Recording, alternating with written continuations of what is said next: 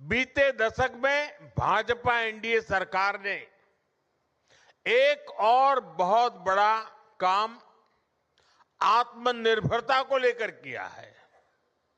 हमने कृषि को बाहरी संकटों से बचाने के लिए आत्मनिर्भरता को प्रोत्साहन दिया है।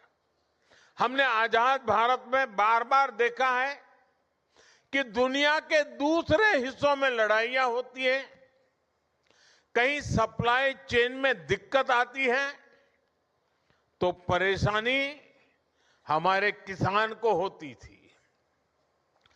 कभी खाद महंगी हो जाती थी, कभी डीजल और ऊर्जा की कीमत बढ़ जाती है, क्योंकि दशकों तक कांग्रेस पार्टी ने देश को दूसरे देशों पर निर्भर रखा। इससे खेती की लागत भी बढ़ जाती थी।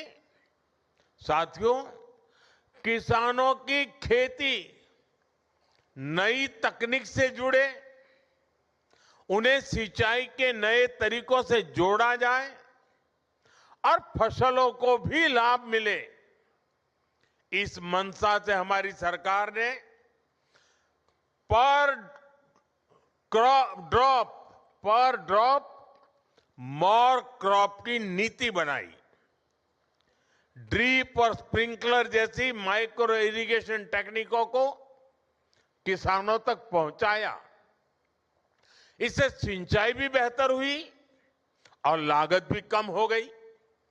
आज सरकार आपके खेतों को सोलर पंप से जोड़ने के लिए काम कर रही है और हमारी कोशिश है कि डीजल पर आपका खर्च कम से कम हो।